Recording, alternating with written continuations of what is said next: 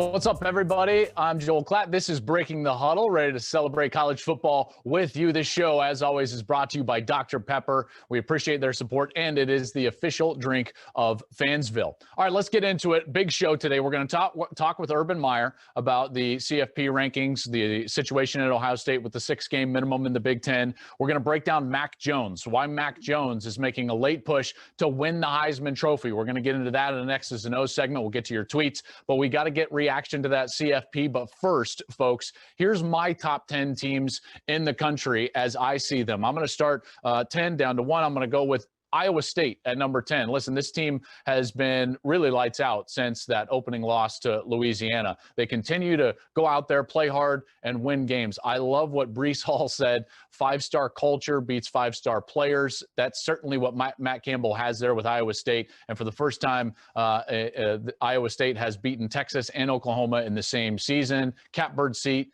not only to get to that Big 12 championship game, but right now they would probably be favored, depending on what happens health-wise with Oklahoma. Speaking of Oklahoma, I've got them at number 9. This team, I think, is really coming into their own, both defensively and offensively. All right. Not only did Ramondre Stevenson change the way that their run game helps their offense and their young quarterback Spencer Rattler, but their defense is playing very well. They lead the Power 5 in sacks per game right now. Their front 7 has played really well, in particular with Ronnie Perkins back. So Oklahoma is a really good team, and they're looking for their sixth straight Big 12 title. They control their own destiny to get to that game, probably face that 10th ranked team, at least in my eyes, Iowa State. At number 8, I've got Cincinnati. I think Cincinnati is very balanced. I can't wait to talk with Coach Meyer. I'm going to ask him about Luke Fickell, why he thinks he's such a good head coach. Obviously cut his teeth under Coach Meyer there at Ohio State and Jim Tressel even before that. But I love this team. I really do. They're balanced. They've got a quality resume. It's not the best resume you've ever seen, but in a COVID year, it's a quality resume, and they're certainly going to have an argument at the end of this thing to get included into this college football playoff. At number 7, I've got BYU. This is a team that is given no respect by this committee whatsoever. Think about it. If we still had the BCS math, which, by the way, is way better than the committee's math because it has more inputs. There's less statistical variance around every single equation. Therefore, biases can hurt a team much less in the BCS equation than it can right now in the playoff committee room.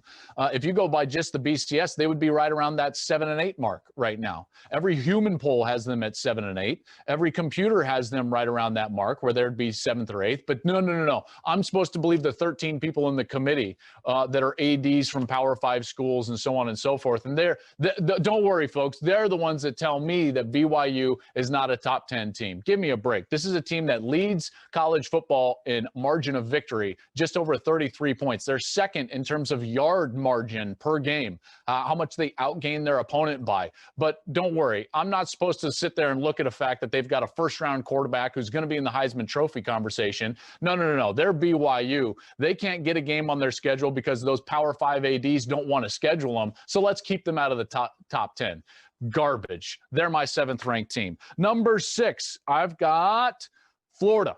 Florida at 7 and 1 has got to be 6 because the team that they lost to is Texas A&M, and they're number 5. Florida's doing great things, obviously, in the passing game. Kyle Trask is really good. Pitts came back. He had a monster game, a couple of more touchdowns. He's the best tight end in the country. Texas A&M is sitting there at number 5, 6 and 1. They're dealing with a little bit of a COVID issue, although they did come back and get onto the field. Unimpressive offensively, at least in my estimation, against an LSU team that has really struggled on defense. A&M's defense played really well, but if you're going to say that Ohio State struggled against Indiana and that should be held against them, then shouldn't it be held against Texas A&M that they struggled somewhat with an LSU team that hasn't even been a shell of their former self this season, in particular on the defensive side? I don't know. Food for thought. My number 4 team is Clemson. I've lost to Notre Dame. Even shorthanded, I've got them behind Ohio State. Obviously, with Lawrence back, this is a guy that gives them a huge boost. It should be stated that Uyunglele did throw for, 1 billion yards against Notre Dame. So you don't know how much more they're going to get from their quarterback in a championship game scenario, Trevor Lawrence against Notre Dame.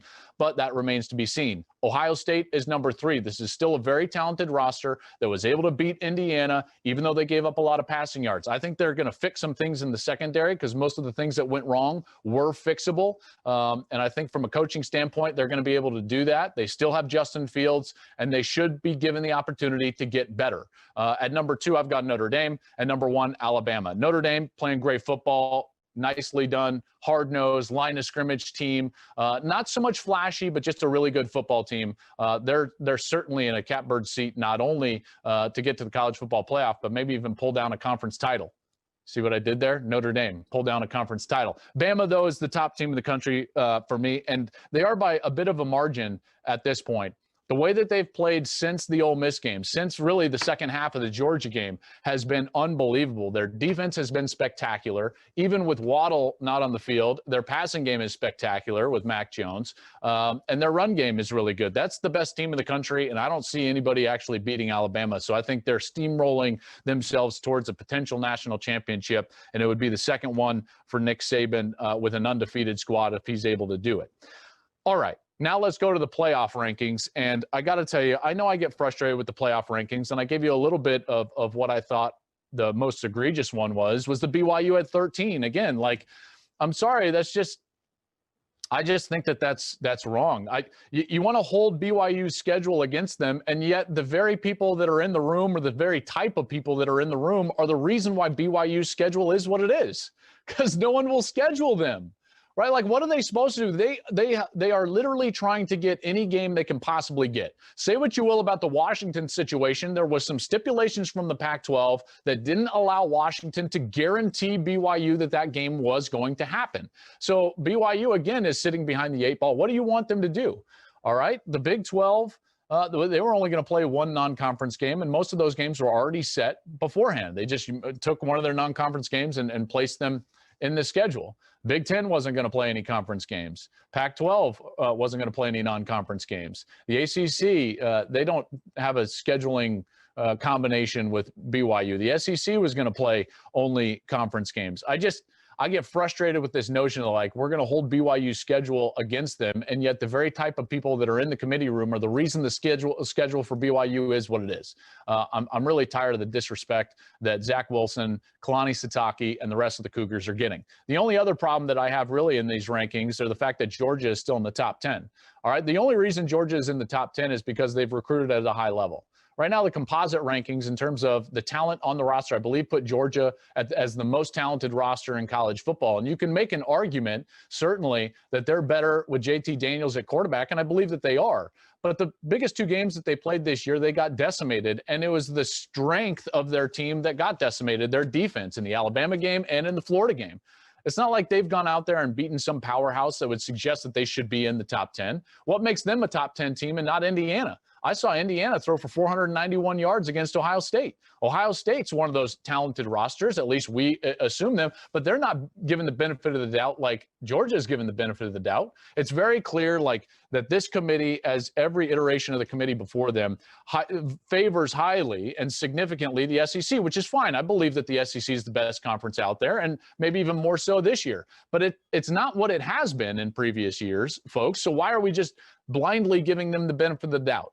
Georgia should not be a top team. I'm sorry, they just shouldn't be. You can whine and cry and say they would be favored over these teams and so on and so forth. They have not earned the right to sit in the top 10. The only way they've earned the right is by the way they've recruited, and I think that that's wrong. That's where I stand on the college football playoff rankings. All right, now joined by colleague, national championship winning coach, Urban Meyer. Coach, what's going on, man? Hi, Joel. Good to see you. Good to see you as well. So the rankings get released last night, and everyone's talking about where teams are landing and this or that. But I think that the bigger issue in college football right now actually lies within the Big Ten Conference, and it lies within the Big Ten Conference office. This 6-game minimum that they're requiring teams to have and play in order to play for the conference championship. It looks like Ohio State's going to be right there. Like, we'll see if they play Michigan State. We'll see if they're able to play Michigan and actually qualify for this game.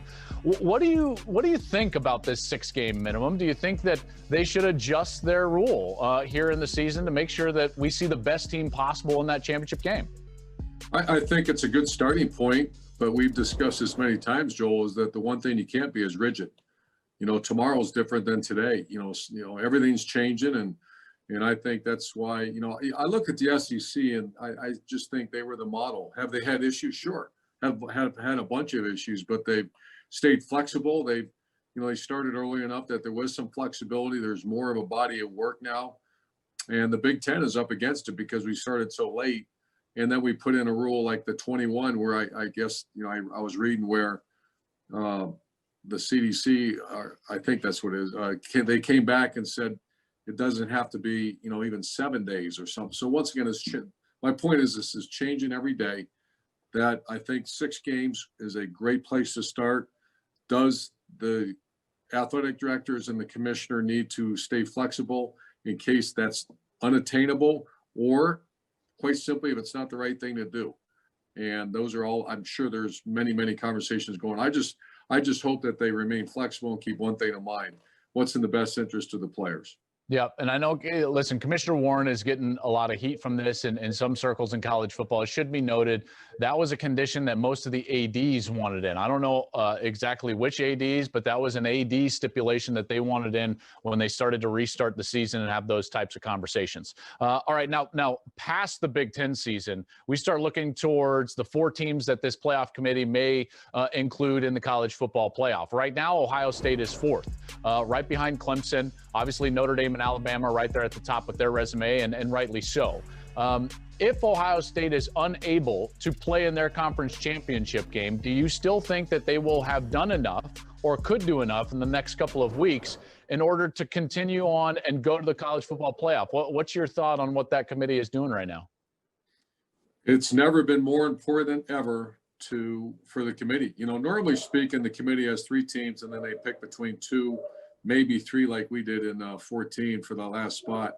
But they had data, they had a lot of analytics that's available to them, and they could simply say, because of interconference games, what conference is the best, what team's the best, etc. So yeah, I think this is going to be more important than ever. The question that I have, that we discussed, and we also discussed on Big Noon Kickoff, that their job is to put the best 4 teams in, and there's going to be a look test conversation. Who was going to make that decision on the look test? I think that's a major conversation, right? Who's actually got the clicker watching the film with those 13 individuals? What do they put an emphasis on? What football background does that person have? Are they more of an East Coast guy, West Coast guy, whatever it is, Coach? I think all of these things have an influence over what we could potentially get in the end. It should be noted, by the way, I've heard a lot of people say, well, Ohio State hasn't looked all that great. Well, in their first 4 games, Alabama didn't look like what they looked like in the last couple of weeks. So that opportunity for growth right now, at least, is not afforded to Ohio State like it has been afforded to Alabama. And Alabama has taken off gangbusters. Remember, after that Ole Miss game in which they gave up a lot of points, in particular a lot of passing yards, Coach, that defense has been lights out here down the stretch. So we'll see if Ohio State can get back onto the field, and we'll see what they look like after giving up a bunch of yards to Indiana in the passing game. Last question, another team that a lot of people are looking at that could get into that playoff. Cincinnati. I think they're a really good, balanced football team, well coached. And the reason I say that is because their head coach is a guy that you coached with for a number of years. You saw him as a young coach, Luke Fickell. What can you tell us about him, and why do you think he's having so much success at Cincinnati? I think coaches are a product. I was very fortunate. Coaches are a product of the way you were raised. I was raised in the Woody Hayes era. I was raised by a guy named Earl Bruce, Lou Holtz, Bob Davie, and Sonny Lubick. Those are my mentors. I'm humbled to say that. I think Luke Fickell is a product, and he played for John Cooper. He worked for one of the great coaches in Ohio State history, Jim Tressel, and then he was on our staff, surrounded by excellent coaches. He has all the qualities to be a great coach. And the number one quality is he cares deeply for players, like deeply. This is not, and I said this on Big Noon Kickoff as well, Joe, I think the coach's manual should have 2 things in there, and that is always put the players first, and he does. And this is not about him. He's not one of these coaches that he's out front. He always pushes his players out front. So he's exceptional. And I think, I'm telling you what, Joel, now going back to just Cincinnati and like in Ohio State, if Ohio State plays and they don't have a chance to beat a good team other than Indiana, because you look at Michigan State's record, and Michigan State is not a good team. You look at the Wolverines, they are not a good team. They're really struggling. They could finish the season with 1 win. And then you see Alabama has all these big wins. And Can you tell me Cincinnati has a worse schedule than Ohio State? No. Yeah, this is the argument that I think is so fascinating. People have talked about Texas A&M, but to be honest with you, I think that the argument's more going to come down to Ohio State and Cincinnati, because Cincinnati is balanced. They've been dominant. They've got good quarterback play. They're excellent in all phases. And depending on how you look at their schedule, it could be just about equal to what the Buckeyes are facing here down the stretch, pending how many games we see the Buckeyes actually play. Coach, we appreciate your time, my man, and thank you for joining us. We'll see you soon. Thanks. Good to be with you, Joel.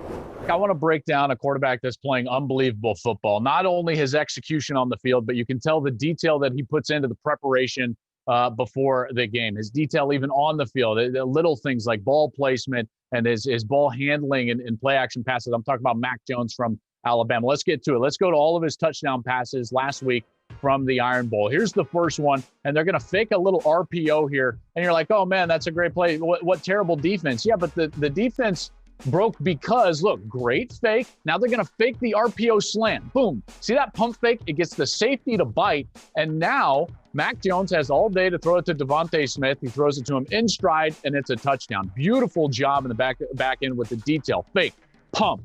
Now hits his back foot, and he throws a beautiful deep ball and even fades away from it as well. Game blouses. Now inside the 15-yard line, it's all about execution and detail in the run game. Watch this. Turns his back to the defense, extends the ball, gets the linebackers to bite, spins around.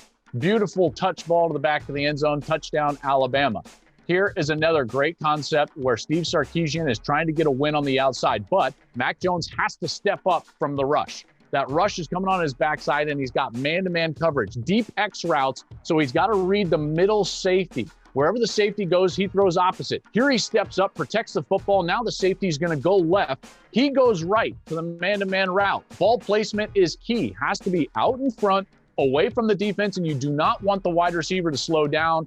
He doesn't. Touchdown, roll tide, roll. Here's a great concept as well. Devontae Smith is going to fake the bubble screen. Look at him block down here at the bottom of your screen. Mac Jones looks at him, and now after the block for a beat, they're going to come off of that block and throw this slant. Now look at the space Smith has to operate in. Why does he have that space? It's because Mac Jones, back in the pocket, stood tall in the face of a blitz and delivered an excellent ball right on his face mask, allowed him to run through it. Timing plus ball placement equals yards after the catch. Touchdown, Alabama. Here, Jones actually checks the play. Great audible. No safeties. Max blitz from Auburn. He's got a man-to-man route that he loves, and he throws it before the wide receiver breaks open. Beautiful anticipation. The ball's out in front. Guess what? Didn't break stride again. The accuracy is on point. This guy throws a great deep ball. You can tell he prepares well during the week, understands the defenses that he's going to face, and then he's detail-oriented in his execution.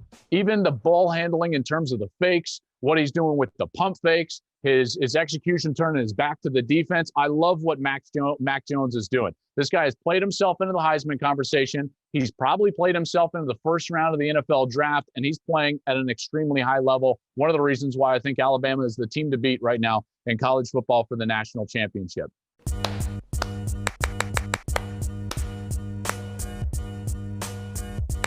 Let's get to the social media sphere of life and check out what's happening. All right, IU Sports for Life, in reference to a tweet that I sent out that said the Big Ten should do away with their 6-game minimum for inclusion into the championship game, says, whoa, Joel, let's not just do this because of OSU. Might be a bit of bias.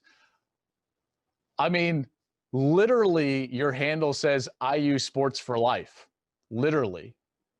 And you're accusing me of being biased because I want the best teams represented regardless of division or minimum number of games? What is happening? I mean, is this a Tom Allen burner account? If it is, I respect it. If not, beat it. All right, what do we have up next? All right, Kyle Walney says, what's not to understand? They have played literally no one. Speaking of my support of BYU, Kyle, you literally use literally incorrectly.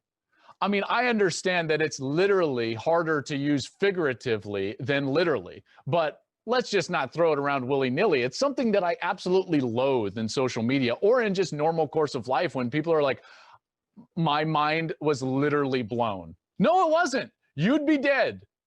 You'd be dead. I mean, I understand the emphasis, but the emphasis is just wrong. Maybe I'm the old guy screaming at the clouds right now, but Kyle, you used it wrong. And by the way, what's BYU supposed to do? They're trying to play everybody. The same people that are in the room, as I said earlier, the same type of people are the same reason why BYU's schedule is what it was and is. So literally, BYU is trying to play whoever they can, literally. There's how you use it, Kyle. There's how you use it. All right, coming up on Saturday, Gus, Jenny, and I are going to be in Manhattan, Kansas. Texas takes on Kansas State, noon Eastern, 9 a.m. Pacific. That's this Saturday, December 5th. The Longhorns against the Wildcats in a Big 12 tilt. We will be there. I hope you will be there as well. Thank you for joining me today here on Breaking the Huddle. The show, as always, is brought to you by Dr. Pepper. It is the official drink of Fansville. Have a great week. Enjoy college football, everybody.